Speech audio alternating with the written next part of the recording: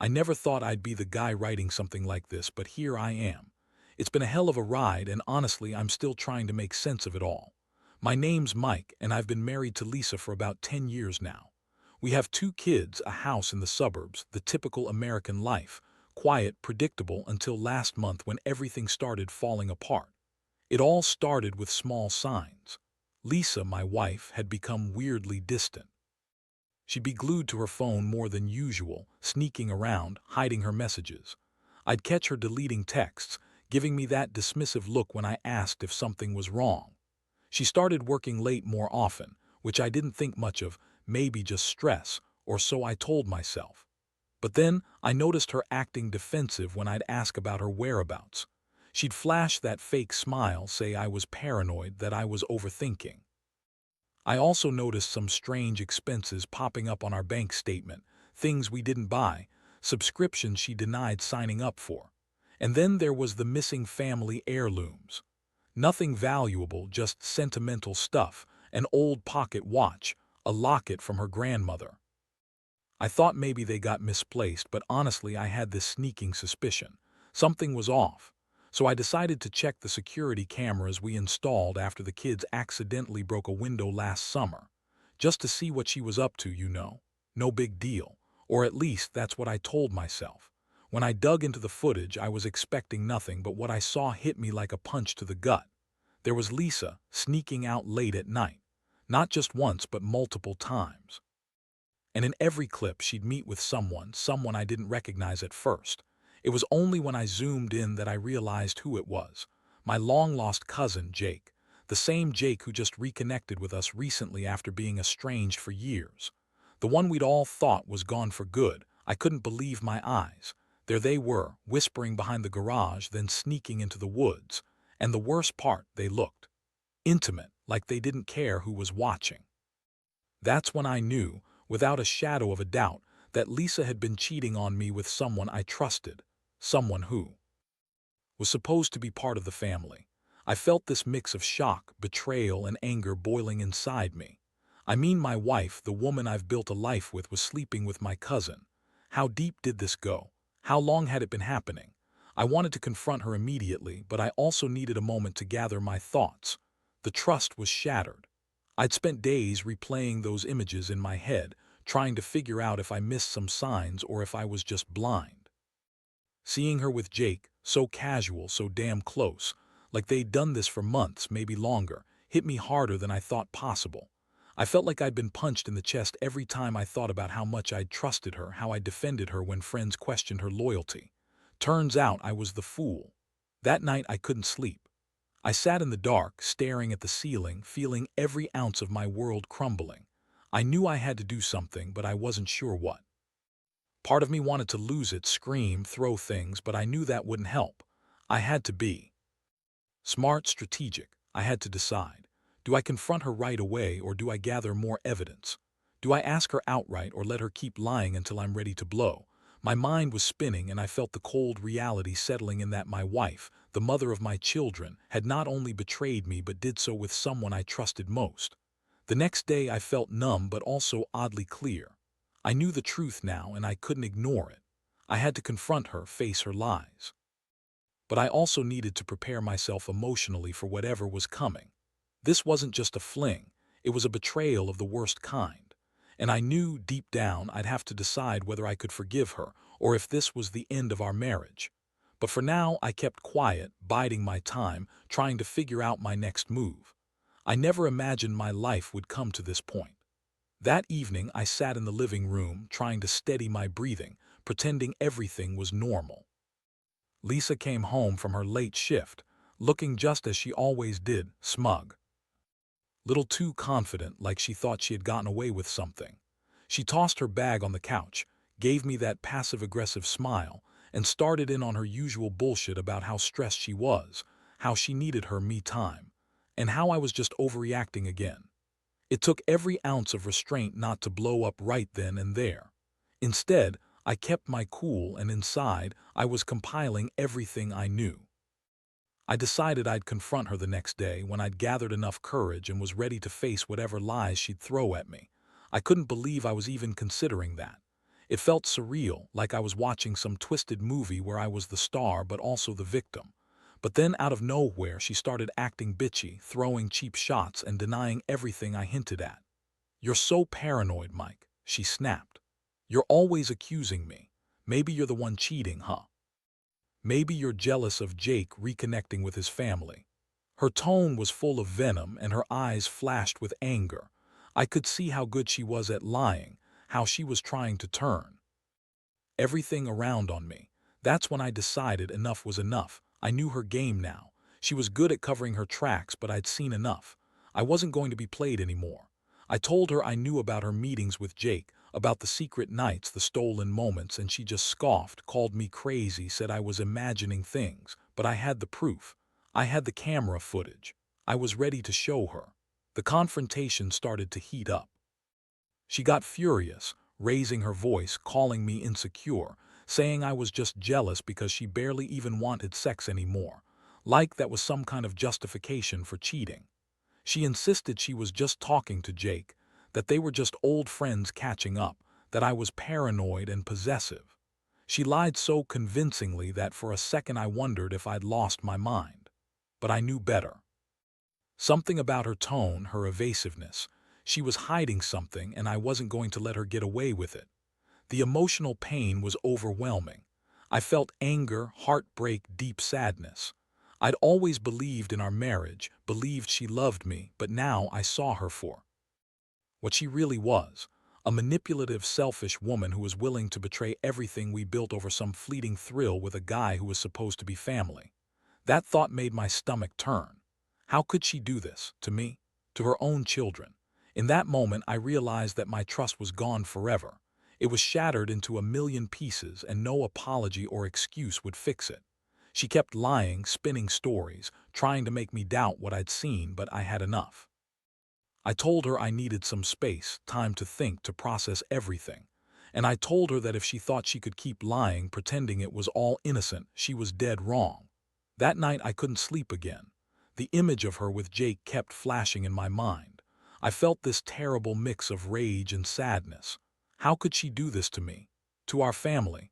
It felt like my world was collapsing, and I didn't even know where to start putting the pieces back together. All I knew was that I couldn't keep pretending everything was okay. I had to decide whether this marriage was salvageable or if I was just delaying the inevitable. I felt betrayed, hurt, and furious, but mostly I felt stupid for ever trusting her.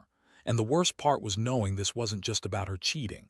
This was about the complete erosion of the woman I thought I knew. I was staring at the beginning of a nightmare I couldn't wake up from, and I knew I had to be ready for whatever came next. The next morning, I woke up with a heavy weight pressing down on me. I knew I couldn't keep avoiding the inevitable. I had to confront her again, face her lies head-on, and get some clarity. I knew I couldn't just keep pretending I didn't see what I saw, and I also knew I had to be smart about how I handled this. I wasn't about to let her manipulate me into doubt or guilt. I decided to go through her phone. I felt like I needed undeniable proof, something she couldn't deny or spin her way out of. I waited until she left for work, then slipped into her purse and started digging. Honestly, I don't want to admit how much I was dreading what I might find. But I knew I needed to see everything, no matter how painful. And then I found it. Hidden deep in her messages, a whole string of texts between her and Jake. It wasn't just innocent chatting. There were explicit messages, flirtatious conversations, and even plans to meet up again. She was bragging about how she loved the thrill, how Jake made her feel young and alive, how she was sick of pretending to be happy with me. I saw pictures, some of her in the shower, some of her lying in bed, all with Jake's name attached to them. It hit me like a freight train. I was stunned silent for a moment. All those nights I wondered if she was lying about where she was, if she was just working late or out with friends. She was actually with him. My cousin. The person I trusted most in the world. I couldn't believe it. I felt sick, betrayed, deeply humiliated. My wife, the woman I'd loved and believed in, was screwing my cousin behind my back. And she had the nerve to lie about it repeatedly, deny everything when I asked her directly. I didn't know what to do with myself after that. I stayed there staring at her messages, feeling my stomach turn. It was like my entire life had just been shattered into pieces. I knew I had to do something, but I also knew I couldn't just act on impulse. I needed a plan. I needed to think about what I wanted, what I could live with, and what I couldn't. I spent the rest of the day trying to process what I'd found. The anger started to bubble up again, worse than ever. She lied so effortlessly, played the victim so well. She had this way of acting innocent when she was clearly guilty. I kept asking myself how long she'd been doing this, how deep it went, and if I'd ever truly known her at all. The trust I'd built over 10 years was gone. It was gone because she'd been sneaking around, lying, betraying not just me but the entire family. By evening, I was ready to confront her again. I was filled with a mixture of rage and heartbreak, and I knew I couldn't keep pretending I was okay. I had to tell her I knew everything, about her affair with Jake, about the secret meetings, the explicit texts. I wanted her to hear me, to see that I wasn't the fool she thought I was. I didn't want to just end things without her face to face, without her knowing I'd caught her dead to rights. When she came home that afternoon, I was already sitting on the couch, phone in hand, ready. She looked tired, but her eyes lit up when she saw me. That fake smile appeared immediately, and I felt my blood boiling. I looked her straight in the eyes and simply said, "We need to talk. I know what you've been doing." Her face froze for a second, then she tried to play it cool, deny everything, but I cut her off. I showed her the messages, the pictures, everything I'd uncovered. Her face went pale. She stammered, tried to say it was all a misunderstanding, that I was crazy, that Jake meant nothing. But I wasn't buying it, not anymore. The room got tense, thick with years of lies and betrayal. She kept insisting it was just sex, just her seeking some excitement, that she didn't mean for it to go so far. She played the victim, crying crocodile tears, making herself out to be the wronged wife. But I didn't believe her, not anymore. I knew that all her excuses were just that, excuses. Deep down, I could see she was relieved I finally knew the truth. Maybe she thought she'd get away with it, that I'd forgive her and move on. But I couldn't. Not this time. That night I sat alone, feeling completely wrecked. It was like I had lost my best friend, my partner, the person I'd trusted with everything. The woman I married had betrayed me deeply, and I wasn't sure I could ever look at her the same way again. The pain was almost physical, a raw ache in my chest. I kept asking myself how I had missed all the signs, how I'd been so blind to what she was really capable of. And yet, deep inside, I knew I couldn't ignore the facts anymore. I'd seen enough. My mind was made up. Things were going to change forever. The days that followed were a blur of emotion I can't even fully describe. I felt like I was walking around in someone else's nightmare, knowing the truth but not knowing how to face it or what to do next. I spent hours rehashing everything in my head, going over every detail of what I'd seen, what I'd uncovered, what I'd just learned. My wife Lisa was still pretending like everything was fine, throwing her usual barbs, acting bitchy, trying to gaslight me into doubting my own eyes. She kept insisting it was just sex, that she was bored or stressed, that it meant nothing and I was overreacting. But I knew better now. I saw her lies, her manipulations, her way of turning things around. One thing was clear: I had to act, but I wasn't sure what that would be. I knew I couldn't just sweep this under the rug, pretend everything was okay. I also didn't want to make impulsive decisions that I might regret later, so I kept quiet, kept gathering my thoughts. I secretly contacted a lawyer to understand my options, especially since we had kids involved. I wasn't planning to leave just yet, but I wanted to know what I was entitled to, how to protect myself and my assets. Deep down, I knew this was going to get worse before it got better. Meanwhile, Lisa kept acting like she was the victim, throwing tantrums, calling me insecure or jealous. She tell me I was being unreasonable, that I should just forget about it and move on. But I couldn't forget. I couldn't ignore what I'd seen, and I certainly couldn't ignore the betrayal. I started noticing other things, small signs of her guilt, her avoidance of certain topics, her reluctance to be alone with me, her sudden interest in self-care and me time. It was like she was trying to prepare herself for something. Maybe she knew I'd eventually find out. Maybe she was planning a cover-up. One night I decided I'd had enough of her lies. I told her I knew about the pictures, the messages, everything. that I wasn't going to keep pretending I was oblivious anymore. Her reaction was bitter. She yelled, called me paranoid, said I was crazy for even thinking she'd do something like this. She tried to deny everything again, but I had the proof. I slammed the messages on the table and told her I wanted her to leave. I told her I didn't want her near the kids until I had time to figure out what to do. That was one of the hardest moments of my life. Seeing her so furious, so defiant, like she didn't care what I thought or felt, made me realize how far gone she was. She called me controlling, crazy, and then when she saw I was serious, she packed her bags and left without much fuss.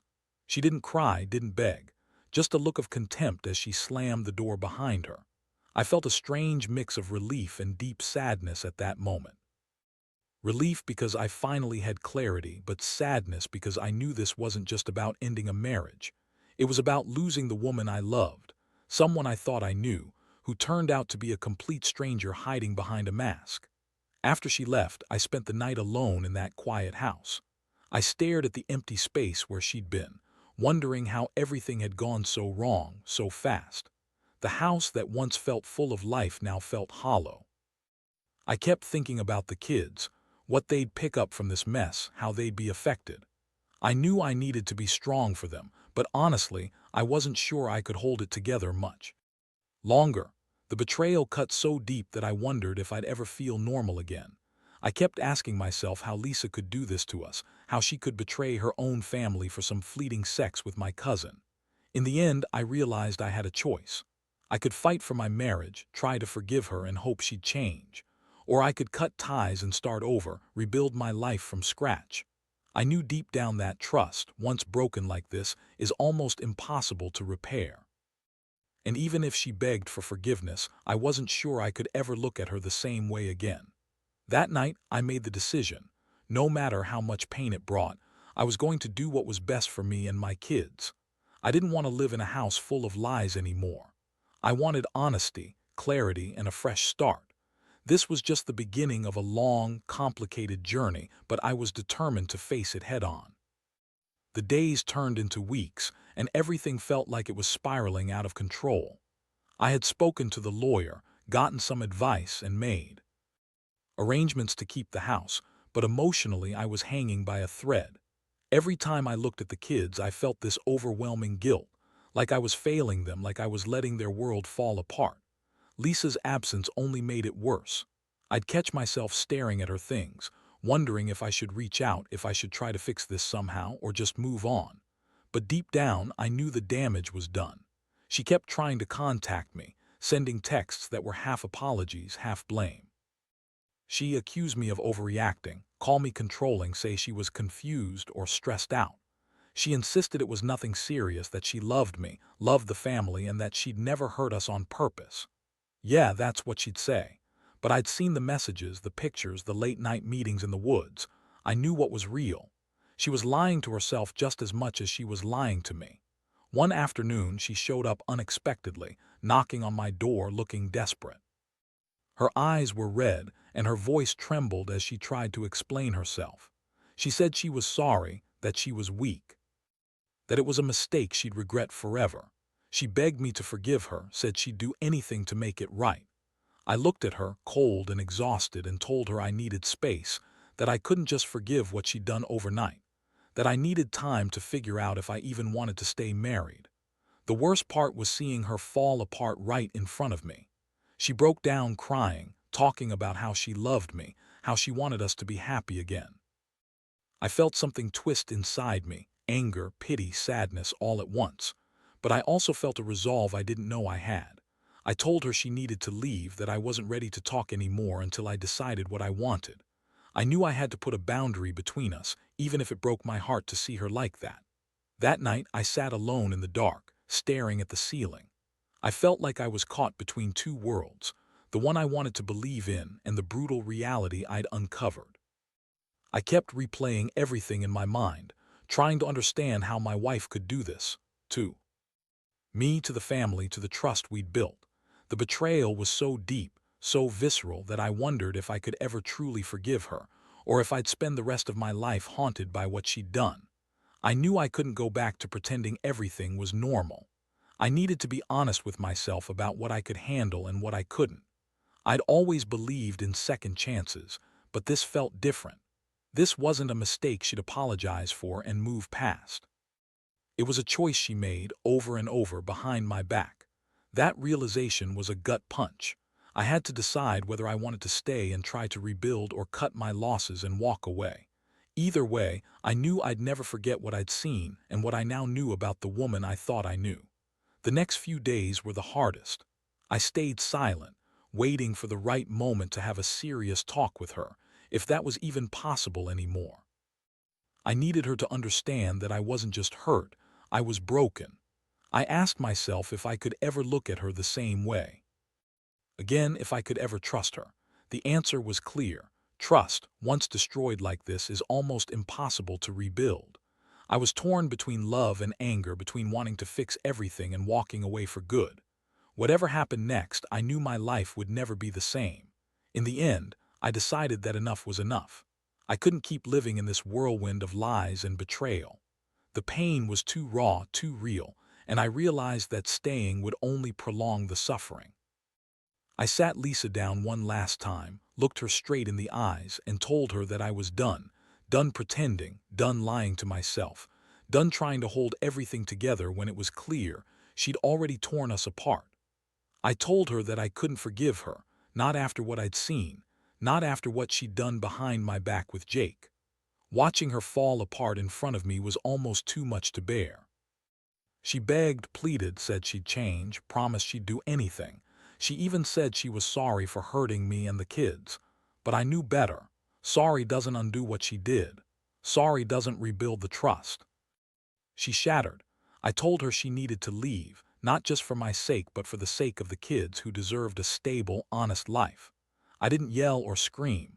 I just told her that this was the end of our marriage, that I was filing for divorce, and that I never wanted to see her again unless she was willing to be honest and truly remorseful. The following days were a whirlwind. I got everything in order: lawyers, the house, custody arrangements. It was a brutal process, but I knew it was necessary. I wanted my children to grow up in a world where honesty mattered, where love wasn't built on lies. As much as I hated the pain, I felt a strange sense of relief. I finally took control of my life again, stopped living in the shadow of betrayal, and started making plans to rebuild myself, mentally, emotionally, financially. Lisa moved out, and I saw her only a few times after that. She tried to reach out, to explain, to beg for another chance, but I couldn't do it.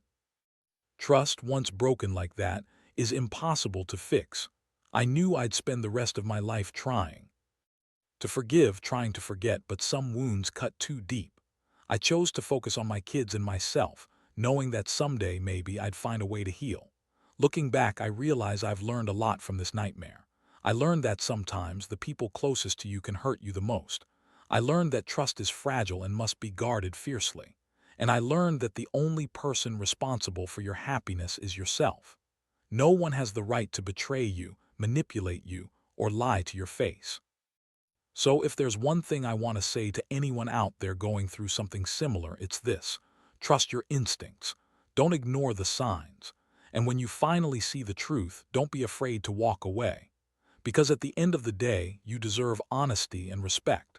And no betrayal, no matter how painful, should ever keep you from finding your own happiness again.